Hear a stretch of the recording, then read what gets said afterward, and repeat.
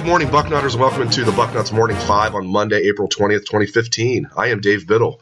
We'll get to the Dean of Ohio State football recruiting, Bill Kurelic, later in the show to recap the huge recruiting weekend the Buckeyes just wrapped up. But I want to start off talking about the spring game. The Gray, quarterbacked by Cardale Jones, defeated the Scarlet 17-14 on Saturday in front of a national spring game record crowd of 99,391 at Ohio Stadium. The average attendance for a home regular season game across FBS college football last year was 43,483. The Buckeyes got nearly 100,000 for a spring game. Truly amazing. It broke their own record of 95,000 set back in 2009. Several players looked good on Saturday, and here's a quick rundown of the guys who jumped out at me.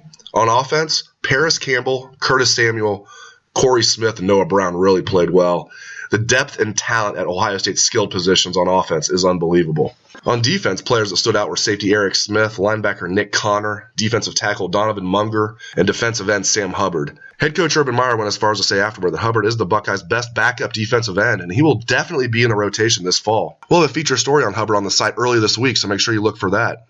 Today at 2 p.m., Ohio State's team will be honored at the White House by President Obama. The Buckeyes will tour the White House, then meet with the president, and will then tour the Capitol building before flying back to Columbus. Our Steve Hellwagon is on the scene in D.C., so look for full coverage of the event on the site today. On Sunday, Ohio State running back Ezekiel Elliott won the Sullivan Award, which is given annually to the nation's best amateur athlete. Elliott beat out an Olympic gold medalist for the award and became just the 8th football player in the 85-year history of the award to win the Sullivan. Congrats, Zeke. Now to recap the big recruiting weekend Ohio State just wrapped up, as well as what you can expect to happen in the near future on the recruiting front, let's turn things over to the Dean of Ohio State football recruiting, Bill Kurelic. It was quite a recruiting weekend for the Buckeyes, and it all started on Friday when Illinois linebacker Tuff Borland announced he had committed to Ohio State. That was a huge surprise in that most felt that Borland would end up following in his father's footsteps. His father played linebacker for Wisconsin, and Tuff Borland had a scholarship offer from the Badgers, but he spurned Wisconsin and announced on Friday that he is headed to Ohio State. Then on Saturday morning, offensive lineman Jack Woolabaugh, the son of former Cleveland Brown and New England Patriot offensive lineman Dave Woolabaugh, Jack announced he had committed to Ohio State.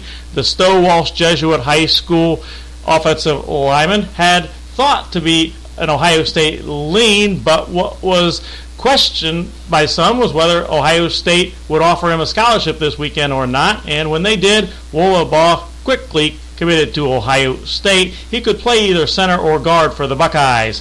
Then on Saturday, during the spring game, cornerback Marcus Williamson from Westerville South High School announced he had committed to Ohio State. That was certainly anything but a surprise, but certainly it's a great addition. I feel Marcus Williamson has a chance to be a great cornerback for the Buckeyes, and landing a commitment from Williamson was expected, but nonetheless very big for the Ohio State program. Then on Sunday, defensive lineman Malik Barrow from Bradenton IMG Academy in Florida headed home and announced after he got home, in fact he told me on the phone after he got home, that he had indeed committed to Ohio State before he left Columbus, and he gives the Buckeyes their first defensive tackle prospect in their 2016 class, and he also gives the Buckeyes another commitment from a Bradenton IMG prospect. They also have Tyler Gerald,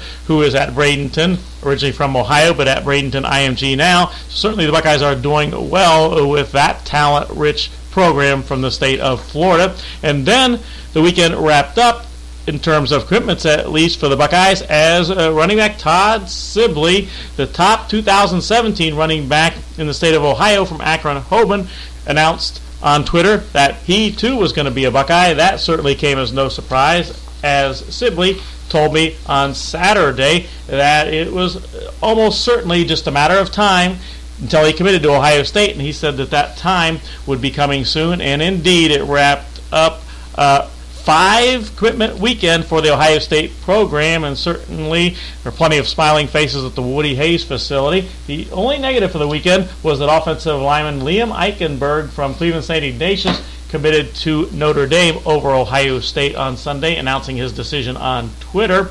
But certainly the Buckeyes also did well with other prospects visiting Ohio State for the spring game. top punter in Ohio and arguably the top punter in the country, Drew Chrisman from Cincinnati LaSalle, who told me after visiting Ohio State this weekend that he had a great time. He is still contemplating not only Ohio State but Florida State and BYU, but certainly I think the Buckeyes are in a pretty decent position to eventually land Drew Chrisman, although I don't think it's going to be today or tomorrow, but I do like the Buckeyes' chances of eventually landing Drew Chrisman, and he would be the heir apparent to current Buckeye punter Cameron Johnson. The other prospects that I think the Buckeyes certainly could end up landing eventually, though probably not anytime soon, are two outstanding prospects from Michigan, Donnie Corley, the wide receiver from Detroit King, and Michael Jordan, the big offensive lineman from Canton Plymouth High School in Michigan. Corley had another very good time at Ohio State. He visited this time with his parents and came away saying that Ohio State is absolutely high on his list, and he would be a huge get as he is the number 2 overall prospect in the state of Michigan and an outstanding wide receiver. Michael Jordan is not going to make his decision anytime soon. He is planning to take official visits before making a decision, but certainly the Buckeyes are right up there at or near the top of his list, and Jordan tells me that almost certainly Ohio State will be one of the schools in the running for his services all the way through the process, and he has Ohio State, Michigan high on his list, and Notre Dame and Miami are up there as well, but I don't think the Buckeyes trail anyone at this point for Michael Jordan. He's been to Ohio State many times and always goes away raving about what he has seen and heard, and such was the case this past weekend again when Michael Jordan visited Ohio State with his mom, his dad, his brother, and his sister. And it's always good to get the entire family down. There's no doubt Michael Jordan is very serious about Ohio State. Thank you, Bill. Very informative as usual. For more on recruiting, Bill has his What I Am Hearing column on the site right now for subscribers, where he gives even more details about what transpired over the weekend. Thanks again to Bill Kurelic, and thanks to you for listening to the show. I appreciate it, and I hope you have a great day. Take it away, best damn band in the land.